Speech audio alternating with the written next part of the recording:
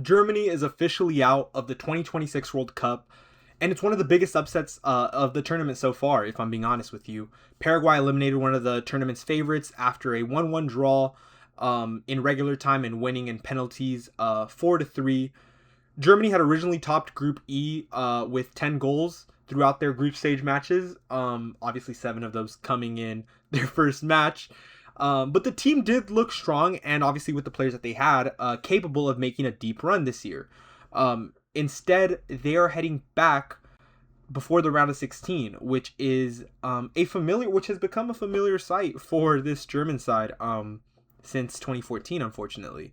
But overall, the game itself was pretty even. I mean, it just wrapped up, so there's not much. Everything that I'm about to tell you is off of recollection and just stuff that I had down during the game. But overall, Germany did control possession and throughout this game, and they created good chances for themselves. They didn't play a bad regular time game. They played at a 4-2-3-1 formation. Paraguay played, I believe, at a 4-5-1 formation. So very conservative on the Paraguayan side, which was obviously expected going into this game. But they managed to stay organized. Paraguay, of course, and they made everything work for themselves. Right before halftime, Julio Asensio scored the opening goal on the 45th minute, I believe, putting them up about, or 42nd minute. I'm sorry, I have it right here. 42nd minute, putting them up 1-0 to go up on halftime against Germany. Germany was able to answer back with Kai Havertz, who scored a goal to tie it up. And from there on forward, it kind of felt like Germany would eventually be the winner of this match. They looked pretty strong on the ball.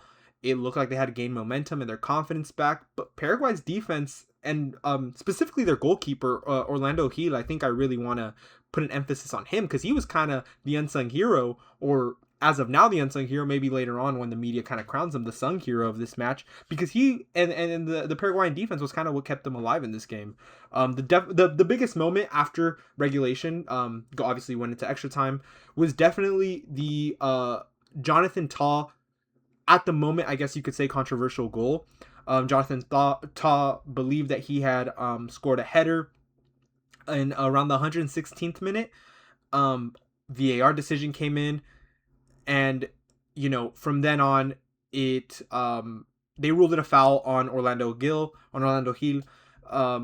which that decision looked like it completely shifted the momentum that the German side had. Like, they looked very confident up until that point, and whether you want to call it, some people were saying that there's not enough contact on it. Some people were saying that it should have been called in that moment. But whatever you guys want to say, is it controversial? Sure. But, what isn't in a tournament like this? I guess it's just up to referees if they want to call it. And with the new VAR system, there's not much debate to be had there. However, one thing is clear, that after that moment, the momentum did shift to the Paraguayan side just slightly. They continued and they finished extra time at 1-1 still, so going into penalty shootouts. In the shootout, Germany never really seemed to recover that momentum that they lost since the Jonathan Tah header. It really looked like they were depleted moving forward, starting off with Kai Havertz, who had the opening penalty saved. Opening penalty was saved for Germany. And then both teams were able to convert their next 3 attempts. And then Jonathan Tah, the man who had scored the header, had missed in sudden death. I mean, aired the penalty. And that brought out Jose Canale for the Paraguayan side to bury the winning penalty for Paraguay, and letting them advance to the round of 16, 4-3 over Germany.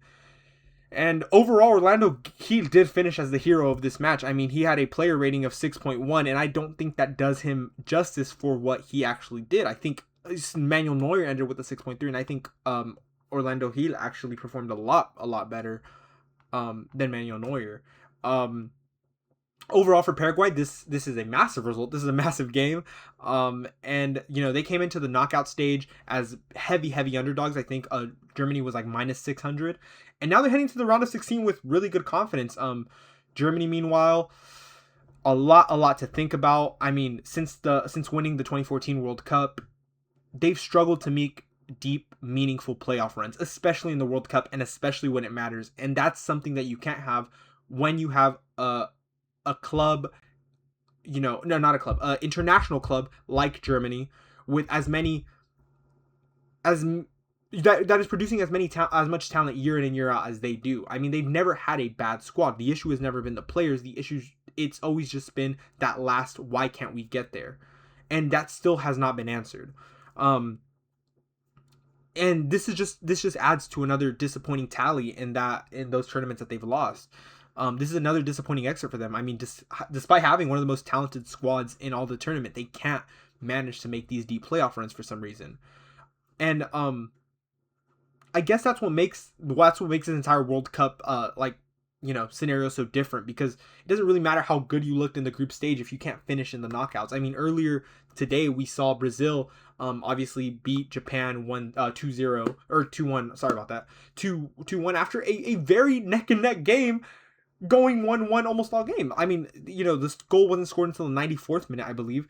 And it looked neck and neck. And that's what I'm talking about. Like, it doesn't matter how good you look in the group stage, because if you guys recall, opening match, Germany beat Curacao 7-1, and Paraguay actually lost against the US 4-1. So, and now look at this. So yeah, honestly, it's going to be interesting to see what else happens this tournament. More games lined up. I believe after this is Morocco versus Netherlands, so that should be another good one. But yeah, overall, crazy upset. First big upset of the knockout stage. There's only been 2 games, but this is the first major upset of the tournament. I would go as far as to say. So yeah, it's pretty crazy. Let me know what you guys think. And I want to be covering more of this of the World Cup. I just didn't want to cover all the group stages because with the new expansion, it was a little extra. But now that the final 32 started, it's easier to just cover the bigger games and just briefly cover the games that, were kind of expected. But yeah, that's pretty much it.